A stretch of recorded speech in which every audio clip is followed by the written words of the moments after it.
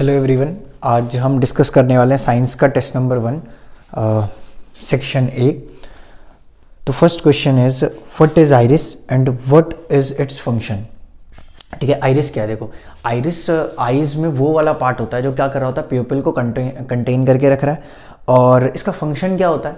इसका फंक्शन है किसको करके कंट्रोल करना, प्यूपिल के साइज को कंट्रोल करना। प्यूपिल का साइज किस लिए कंट्रोल करने में काम आता है? जैसे मान लो आंखों में लाइट वाइट एंटर कर रही है, ठीक है, तो लाइट को कंट्रोल करना है, लाइट के अमाउंट को, तो कौन उसमें हेल्प कर रहा होगा? ठीक है, प्यूपिल, और आइरिस का भी फिर उसमें रोल रहता है। ठीक है, सेकेंड क्वेश्चन है हमारा, amount of light entering into the I is controlled by. Amount of light जो एंटर कर रही है हमारी आंखों के अंदर, उसको कौन कंट्रोल कर रहा होगा? तो हम सिंपली क्या कह सकते हैं, आइरिस एक तरीके से कंट्रोल कर रहा होता है। ठीक है, third question is the refractive index of A B C and D are 1.31, 1.43, 1.33 and 2.4। The speed of light is maximum in A B C D. देखो, हमारे पास रिफ्रैक्टिव इंडेक्स दे रखे हैं चार चीज़ों के ए बी सी डी, और पूछा है कि स्पीड ऑफ लाइट जो है वो मैक्सिमम किसके अंदर होगा। ठीक है, अब ये हम सबको पता है कि रिफ्रैक्टिव इंडेक्स जो है वो किसके बराबर होता है? रिफ्रैक्टिव इंडेक्स बराबर होता है speed of light in vacuum upon में speed of light in medium. ठीक है, अब मेरे को अगर speed of light in medium चाहिए तो मैं क्या करूँगा, रिफ्रैक्टिव इंडेक्स को नीचे ले आऊँगा, speed of light in medium को वहाँ लेके चले जाऊँगा। मान लो मैं speed of light in medium को SM से डिनोट कर रहा हूँ, तो ये क्या हो जाएगा, speed of light in vacuum, यानी कि SV लिख दो, अपॉन में रिफ्रैक्टिव इंडेक्स। अब देखो, speed of light in vacuum तो कॉन्स्टेंट है जो कि C के बराबर होता है, 3 × 10⁸ मीटर पर सेकेंड, इसका मीटर पर सेकेंड। रिफ्रैक्टिव इंडेक्स जिसका कम होगा, ठीक है, उसका स्पीड इन मीडियम सबसे ज़्यादा होगा। समझ आ रहा है क्या? अब इसमें देखो, रिफ्रैक्टिव इंडेक्स सबसे कम किसका है? ए वाले का, तो आंसर क्या हो जाएगा हमारा? ए। ठीक है, the next question is the focal length of the eye lens it is adjusted by. Focal length eye की जो एडजस्ट होती है वो किसके द्वारा की जाती है? वो सिलियरी मसल्स के द्वारा की जाती है। ठीक है, सिलियरी मसल्स कॉन्ट्रैक्ट या फिर रिलैक्स होकर क्या कर रही होती है, आई के लेंस के फोकल लेंथ को क्या कर रही होती है, एडजस्ट कर रही होती है। ठीक है, तो next question is 1D is equals to, बहुत आसान सा है, 1D किसके बराबर होता है? तो मैं सिंपल मीटर्स में पूछा हुआ है, तो पावर का फॉर्मूला क्या होता है? देखो, पावर का फॉर्मूला होता है 1/फोकस, और फोकस हम किस में मापते हैं? मीटर्स में, तो क्या हो जाएगा, मीटर का इनवर्स। ठीक है, easy. Next question is we see objects because of reflection, refraction, transmission, diffraction. हम किस वजह से किसी भी ऑब्जेक्ट को देख पाते हैं? हम किस वजह से देख पाते हैं? अगर मान लो मेरे को किसी भी ऑब्जेक्ट को देखना है तो क्या होना चाहिए, लाइट जो है वहाँ जाके टकराएगी और फिर मेरी आंखों तक आएगी। ठीक है, इस वजह से, तो इस प्रोसेस को हम बोलते क्या है, रिफ्लेक्शन। तो रिफ्लेक्शन की वजह से हम आसानी से किसी भी ऑब्जेक्ट को देख पाते हैं। ठीक है, तो आंसर हो जाएगा A. The next question is the following lens would you prefer to use while reading small letters found in dictionary. ठीक है, अगर मेरे को डिक्शनरी में जो छोटे छोटे लेटर्स हैं उनको अगर मुझे सच में रीड करना है क्लियरली, तो मैं कौन से लेंस का यूज़ करूँगा? अब यहाँ पे देखो, दो टाइप के लेंसेज की बात कर रखी है ऑप्शन के अंदर, कनकेव या फिर कन्वेक्स। तो पहले लेंस चूज़ करते हैं। देखो, कौन सा लेंस हम यूज़ करते हैं अगर मेरे को छोटी चीज़ों को बड़ा देखना है, जनरली कन्वेक्स लेंस। ठीक है, कन्वेक्स लेंस यूज करते हैं। अब कन्वेक्स लेंस जो होना चाहिए, अब यहाँ पे कन्वेक्स लेंस के भी दो हैं, एक तो 5 सेंटीमीटर फोकल लेंथ का और दूसरा 10 सेंटीमीटर फोकल लेंथ का। कौन सा यूज करेंगे हम ऐसा कन्वेक्स लेंस यूज करेंगे जिसका फोकल लेंथ कम हो। क्यों कम हो? अगर मेरे पास ये मान लो कन्वेक्स लेंस है, ठीक है, तो अगर कोई ऑब्जेक्ट जो है वो फोकस और ऑप्टिकल सेंटर के बीच में रखा हुआ है तो उसकी इमेज कहाँ बन रही होती है, यहाँ पे एनलार्ज होकर बन रही होती है। ठीक है, और अगर मैं इस केस को चाहता हूँ तो मेरे को क्या करना पड़ेगा, कम फोकल लेंथ का कन्वेक्स लेंस लेना पड़ेगा। ठीक है, नेक्स्ट क्वेश्चन देखते हैं। 8th question is state Snell's law. Snell's law क्या होता है, ध्यान देना।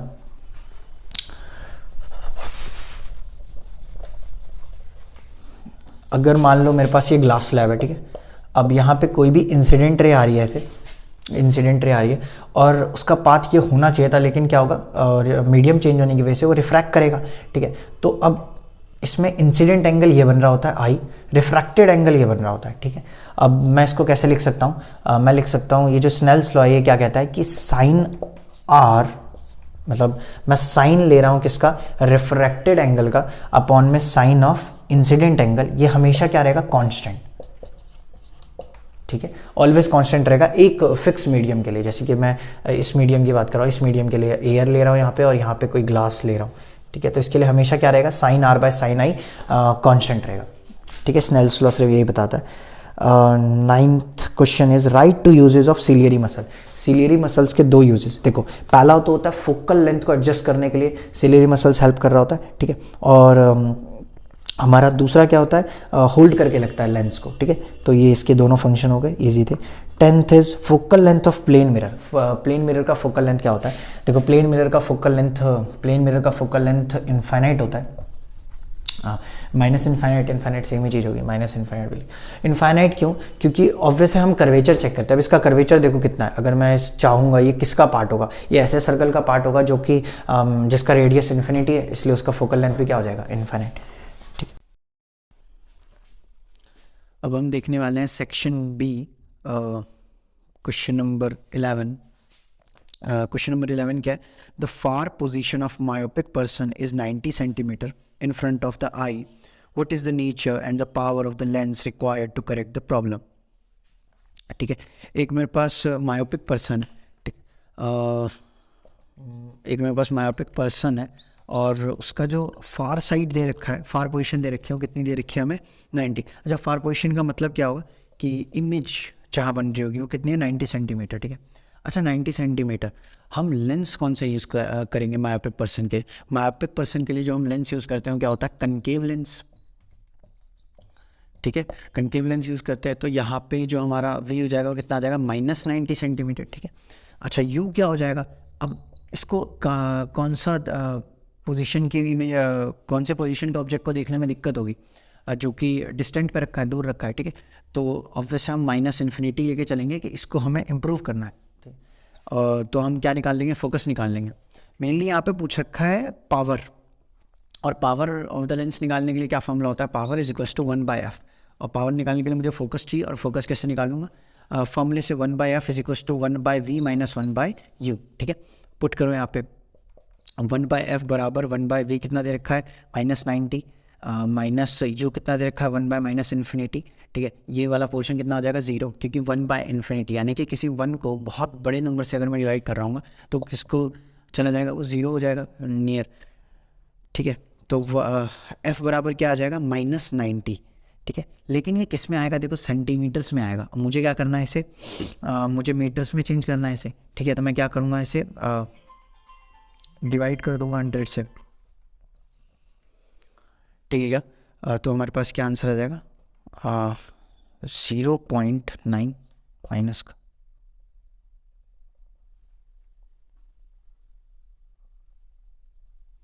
ठीक है। उसके बाद क्या पूछ रखा है, पावर पूछ रखा है। अब बस हम डायरेक्ट पुट करेंगे फॉर्मूले में और गेट कर लेंगे आंसर। आंसर आएगा -1.11 समथिंग, ठीक है। सॉल्व कर लेंगे सारे। नेक्स्ट क्वेश्चन क्या है, next question is while doing an experiment for the determination of focal length of a convex lens, Raja suddenly dropped the lens, ठीक है। एक एक्सपेरिमेंट के दौरान राजा ने क्या किया है, एक कन्वेक्स लेंस को नीचे गिरा दिया, ठीक है। उसके बाद देखते हैं, it got broken into 2 halves along the axis. अब लेंस कुछ इस तरीके से गिरा है कि वो एक्सिस से टूट गया है, 2 भाग में बट गया है, ठीक है।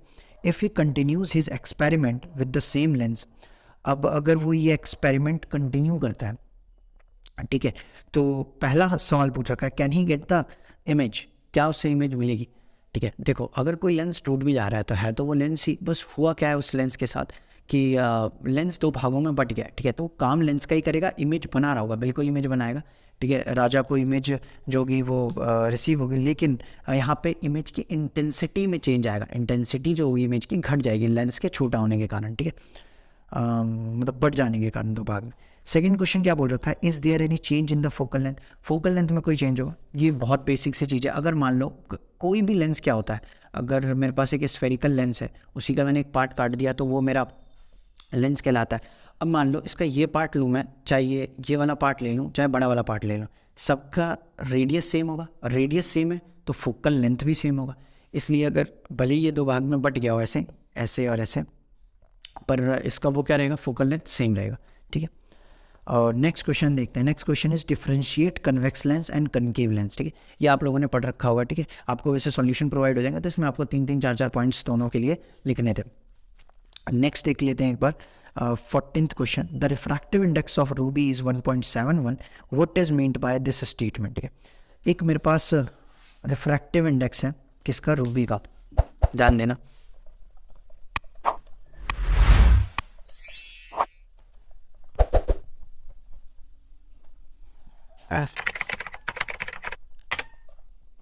ठीक है, रूबी का रिफ्रैक्टिव इंडेक्स कितना दे रखा है, 1.71। ठीक है, 1.71 रिफ्रैक्टिव इंडेक्स का मतलब क्या होता है, देखो रिफ्रैक्टिव इंडेक्स बराबर होता है speed of light in vacuum upon में speed of light in medium. ठीक है, तो इसका सीधा सा मतलब ये निकलेगा कि रेशियो 1 से ज़्यादा बड़ा होने का मतलब क्या होगा कि ऊपर न्यूमरेटर वाली चीज़ बड़ी होगी और डिनोमिनेटर वाली चीज़ ऊपर वाले से तो छोटी होगी। ठीक है, तो इसका मतलब क्या है, स्पीड ऑफ लाइट से, स्पीड ऑफ लाइट जो वैक्यूम में था उससे कम होगी स्पीड ऑफ लाइट मीडियम में, और मीडियम यहाँ पे हमारा क्या है, रूबी। ठीक है, तो रिफ्रैक्टिव इंडेक्स से ये बता रहा है कि रूबी के अंदर स्पीड ऑफ लाइट जो होगी वो कम हो जाएगी किसके मुकाबले, वैक्यूम के मुकाबले। ठीक है, अब इसी क्वेश्चन में नेक्स्ट पार्ट जो पूछ रखा है वो पूछ रखा है the refractive index of some medium are, crown glass का दे रखा है तुम्हारा 1.52, वाटर का दे रखा है 1.33, सफायर का दे रखा है 1.77। ठीक है, in which of the medium is the speed of light, first is maximum, second is minimum and third is calculate speed of light in sapphire. देखो यही क्वेश्चन सेम ऐसा था थर्ड क्वेश्चन सेक्शन ए में, तो आप वैसे ही इसे attempt कर सकते हो। मैक्सिमम मिनिमम निकालने के लिए सेम ये वाला फॉर्मूला यूज़ करोगे, refractive index is equals to speed in vacuum, speed light की स्पीड इन वैक्यूम अपॉन में लाइट की स्पीड इन जो भी मीडियम हम यूज़ कर रहे हैं, जैसे यहाँ पे 3 मीडियम है ना, ग्लास हो गया, वाटर हो गया और सफायर हो गया। ठीक है, तो हम इससे डायरेक्ट इस फॉर्मूले से आंसर निकाल सकते हैं।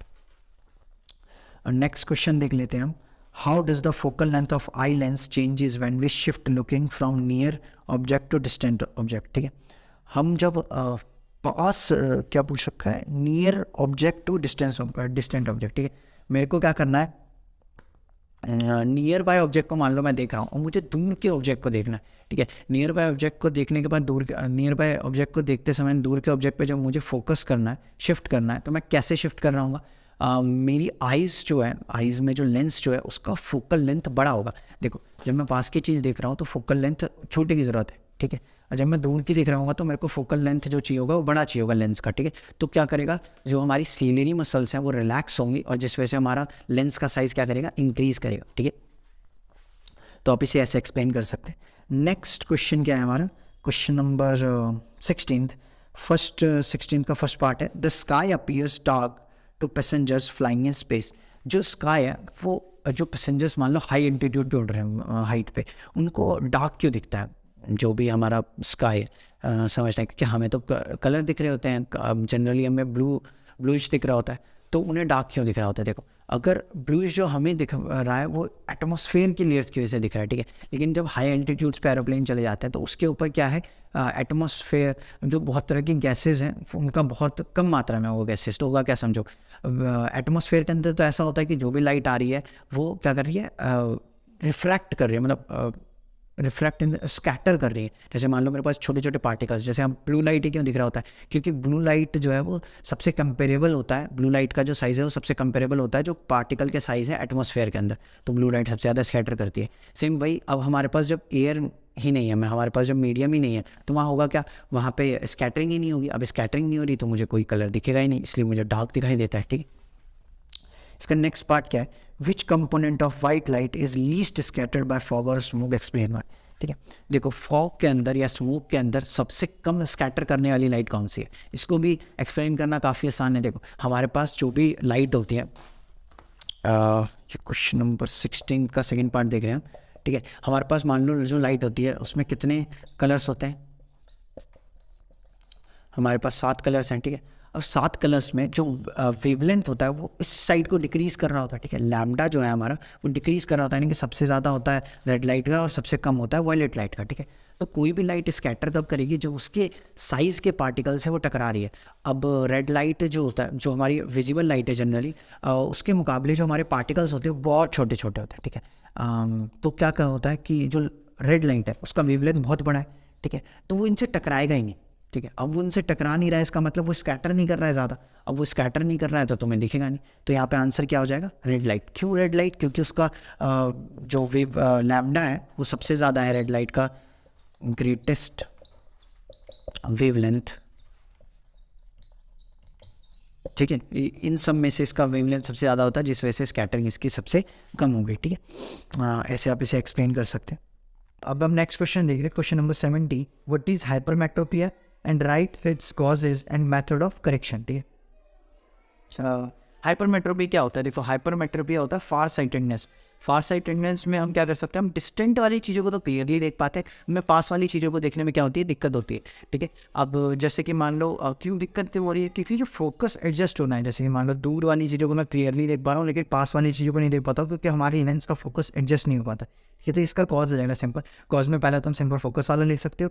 नेक्स्ट पॉइंट हम एक और अगर करें तो आईपॉल का साइज़ क्या होता है? छोटा हो जाता है, जिस वजह से जो इमेज बन रही है, जो भी मान लो कोई दूर ऑब्जेक्ट रखा है, सॉरी पास ऑब्जेक्ट अगर कोई रखा है, तो उसकी इमेज जो है क्लियरली रेटिना पे नहीं बन पाती। तो ये हो सकता है कि आई बॉल का साइज़ जो है वो क्या हो जाता है? छोटा हो जाता है। करेक्शन के लिए क्या करेंगे हम? करेक्शन के लिए सिंपल कन्वेक्स लेंस यूज़ कर लेंगे हाइपरमेट्रोपी के हाइपरमेट्रोपिया के केस में। ठीक है, नेक्स्ट देख लेते हैं हम सेक्शन सी। सेक्शन सी का क्वेश्चन नंबर 18। ठीक है, क्या है question? Draw a ray diagram to show refraction of light through a glass slab and label on it the following। अभी बेसिक सी चीज़ है। ठीक है, अनलेबल करना है तुम्हें रे डायग्राम को रिफ्रैक्शन ऑफ लाइट दी। अभी ग्लास स्लैब बना दो, उसमें से एक इंसिडेंट रे हो गया, ठीक है, फिर रिफ्रैक्टेड रे हो गया। जो इंसिडेंट रे का पाथ था उससे थोड़ा सा रिफ्रैक्ट कर जाता है अगर कोई भी डेंसर मीडियम हम ले रहे हैं तो। ठीक है, ये सारी चीज़ें आप दिखा सकते हो। एमरजेंट रे जो निकलना हुआ यहाँ से। ठीक है, ये चीज़ें आपको आती हैं। फिर भी अगर किसी को प्रॉब्लम होगी तो ये आंसर की में अवेलेबल होगा। नेक्स्ट देख लेते हैं हम 18 का B part. A 10 centimetre tall object is placed perpendicular to the principal axis of convex lens of focal length 30 centimetre. ठीक है, the distance of the object from the lens is 20 centimetre. अब find the, देखो एक 10 centimetre का tall object है, यानी कि इसकी हाइट दे रखी है ऑब्जेक्ट की 10 सेंटीमीटर की। आगे क्या बोला हुआ है कि उसका जो फोकल लेंथ है वो कितना है हमारे पास? 30 सेंटीमीटर। फोकल लेंथ होगा कैसा? पॉजिटिव, क्योंकि ये कन्वेक्स लेंस है। And the distance of object from the lens is 20 centimetre. Object का डिस्टेंस जो है वो किससे है? लेंस से 20 सेंटीमीटर। फिर जो कितना हो जाएगा? तो -20 सेंटीमीटर। -20 सेंटीमीटर। पूछा क्या हुआ? पोजीशन पूछ रखा है, नीचे पूछ रखा है size of the image form पूछ रखा है। पोजीशन के लिए हम क्या करेंगे? हम सिंपल फॉर्म का यूज़ करेंगे 1/f equals to 1/b minus 1/u। अब पुट कर दो फॉर्मूले में एफ पुट करोगे तो 1/30 equals to 1/b minus of 1/-20। ठीक है, ये इधर माइनस में इधर का प्लस और ये माइनस प्लस माइनस, तो ये हो जाएगा 1/30 माइनस 1/20 बराबर 1/b। ठीक है, और भाई एलसीएम ले लो। हाँ, तो 3 का एलसीएम 2 माइनस 3 माइनस, तो -1/60 समथिंग आ रहा होता है। -1/60 इक्वल्स टू 1/8। ठीक है, तो b कितना आ जाएगा? -60 सेंटीमीटर। ठीक है, तो आपने पोजीशन निकाली। अब नेचर और साइज मिल सकता है। देखो उसके लिए क्या करेंगे? हम सिंपल मैग्नीफिकेशन निकालें। ठीक है, मैग्नीफिकेशन कैसे निकालेंगे? हमारे पास v/u से v कितना दे रखा है हमारे पास? v दे रखा है -60। u कितना दे रखा है मेरे पास? -20। ठीक, तो मैग्नीफिकेशन कितना आ गया? ठीक, अब इससे हम क्या बता सकते हैं कि वो 3 टाइम्स लार्जर हुआ एंड लार्ज इमेज हमें मिल रही है। ठीक है, और ऑब्जेक्ट कहाँ रखा है? ऑब्जेक्ट रखा है फोकल। देखो ये कन्वेक्स का केस है, नीचे पूछ रखा है, तो आप सिंपल सा केस बना लो। ये कन्वेक्स लेंस है और इसका फोकस है मान लो यहाँ पे 30 सेंटीमीटर, और ऑब्जेक्ट जो रखा है वो फोकस और ऑप्टिकल सेंटर के बीच में यहाँ पे रखा हो। तो इमेज कहाँ बन रहा होता है? पीछे बन रहा होता है। ठीक है, तो लार्ज इमेज बन रहा होगा यहाँ पे और बियॉन्ड फोकस बन रहा हूँ। ठीक है, उसके बाद नेक्स्ट क्वेश्चन देखें। नेक्स्ट क्वेश्चन में क्या पूछा हुआ? What is atmospheric refraction? Use this phenomena to explain the following natural events। ठीक है, पहला पूछा सिंपल सा व्हाट इज एटमॉस्फेरिक रिफ्रैक्शन। देखो एटमॉस्फेरिक रिफ्रैक्शन क्या होता है? पहले हमने यहाँ सिंपल सा एग्जांपल देखा था कि ग्लास स्लैब होता है, कोई भी रे अगर आ रही है तो क्या करेगी? रेयरर टू डेंसर मीडियम में जाने की वजह से वो थोड़ा सा रिफ्रैक्ट कर जाएंगी। ठीक है, अब ध्यान देना यहाँ पे। तो एटमॉस्फेयर में भी क्या है कि अलग अलग तरीके के लेयर्स प्रेजेंट है। गैसेस प्रेजेंट है जिनकी जो इंडेक्स है, जिनका जो रिफ्रैक्टिव इंडेक्स है वो अलग है, ठीक है। तो अब होगा क्या, कोई भी लाइट जब आ रही है बाहर यूनिवर्स से, मतलब सन से जो लाइट आ रही है, वो जैसे ही एंटर करेगी एटमॉस्फेयर में वो रिफ्रैक्ट करना शुरू कर देगी, क्योंकि मीडियम चेंज हो रहा है, ठीक है। तो एटमॉस्फेरिक रिफ्रैक्शन क्या होता है कि एटमॉस्फेयर में लेयर्स की वजह से जो रिफ्रैक्शन हो रही है उसी का बोलना है एटमॉस्फेरिक रिफ्रैक्शन, ठीक है। अब इससे हमें दो चीज़ एक्सप्लेन करनी है, पहला ट्विंकलिंग ऑफ स्टार्स और दूसरा एडवांस सनलाइट और डिलेड सनसेट, ठीक है। आंसर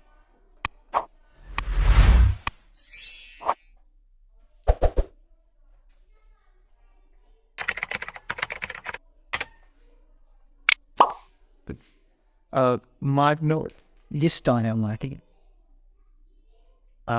तो बट अब ये मैं यहाँ पे मान लो ये आई है लाइट, ठीक है। अब इससे मुझे देखना है जैसे स्टार को, तो स्टार से लाइट ऐसे पहुँचनी चाहिए थी यहाँ पर, तो मैं सिंपल इसे स्टार को देख पाता है। लेकिन होता क्या है कि स्टार से जब लाइट आएंगे तो लाइट आने के बाद लाइट ऐसे जब ट्रैवल कर रही है तो ये रिफ्रैक्ट करना शुरू कर देती है। ये रिफ्रैक्ट करते करते करते करते जो आंखों पे पहुँच रही है वो कुछ इस साइड से पहुँच रही है।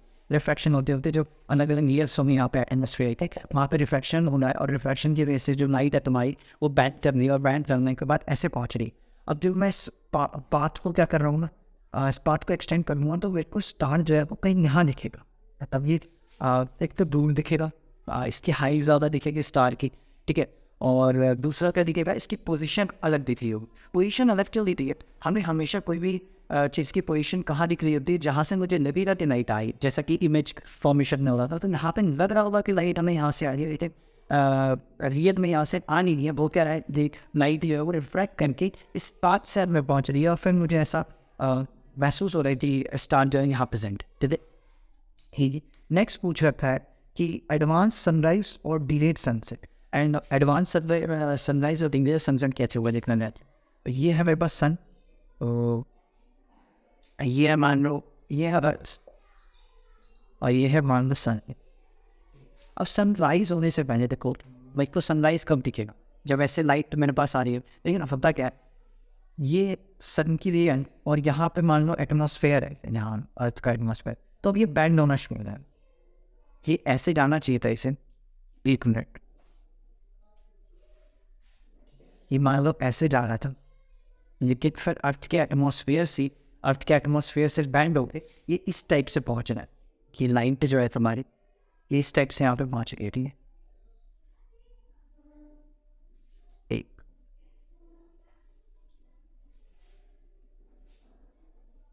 ठीक है, ऐसे पहुँच रही है। अब इसमें होगा क्या कि जैसे ही मैं वापस से इसके पार्ट को रिट्रीव करूँगा तो ये मेरे को कुछ यहाँ पे दिख रहा होगा, तो ये 2 मिनट पहले ही बता, 2 मिनट पहले मुझे ऐसा लगेगा कि सर यहाँ आ चुका है, यहाँ आया नहीं होगा, लेकिन ऐसा लगेगा क्यों, एटमॉस्फेरिक रिफ्रैक्शन जो है ये सेम केस हो रहा होगा सनसेट के टाइम पे, ठीक है। तो हम इसे ऐसे एक्सप्लेन कर सकते हैं। इसमें शायद फिगर को भी बनाने को बोल रखा है, ड्रॉ डैशराफ टू इलस्ट्रेट योर आंसर, तो आप ऐसा कुछ डायग्राम बना सकते हो जिससे आप एक्सप्लेन कर सकते हो कि सन राइज जो है वो 2 मिनट पहले हो रहा है और सनसेट जो है वो 2 मिनट बाद क्यों हो रहा है, ठीक है। अब हम नेक्स्ट क्वेश्चन देखते हैं 20। A person needs a lens of power -6 director for correcting his distinct vision, for correcting his near vision he needs a lens of power +2D। Find the focal length of the lens and its nature required for correcting distant vision and near vision, ठीक है। क्या पूछ रखा है कि focal length बताओ lens का और नेचर बताओ, ताकि हम डिस्टिंक्ट विजन और नियर विजन को क्या कर पाए, करेक्ट कर पाए, ठीक है।